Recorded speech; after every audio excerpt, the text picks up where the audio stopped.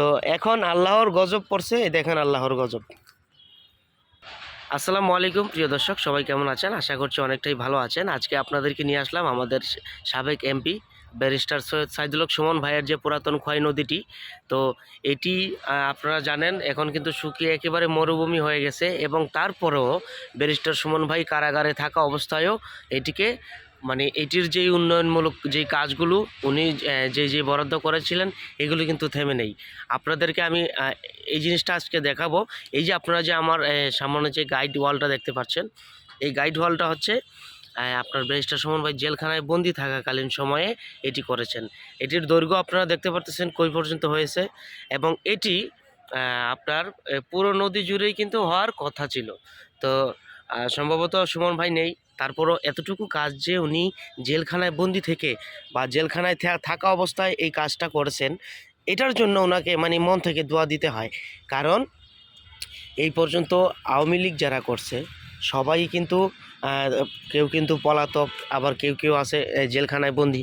কিন্তু আজ পর্যন্ত কোনো নিউজ দেখলাম না যে আওয়ামী লীগের কোনো নেতৃবৃন্দ বা আওয়ামী লীগের কোনো এমপি মন্ত্রী সে জেলখানায় থেকে এরকম একটা কাজ করছে। আরে ওরা কাজ করবে কি, ওরা তো অর্থাৎ আগে যখন ক্ষমতায় ছিল তখনই কাজ করে নাই, তখনই কাজ করতে চায় নাই।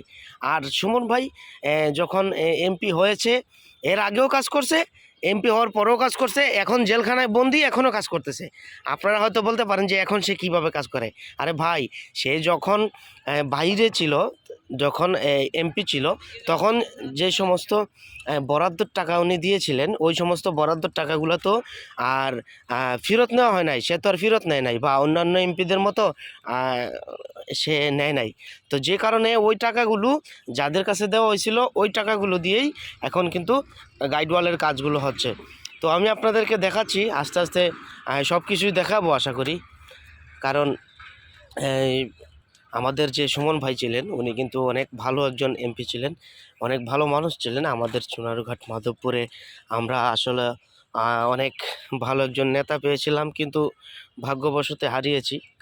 এত সুন্দর একটা নদী ছিল, এই যে এই নদীটা এত সুন্দর একটা নদী, তারপরও এই নদীটা মানে কিছুদিন আগে একদল খাই দল রয়েছে না, ওই একদল খাই দল কিন্তু এটিকে লিজ নিয়েছিল।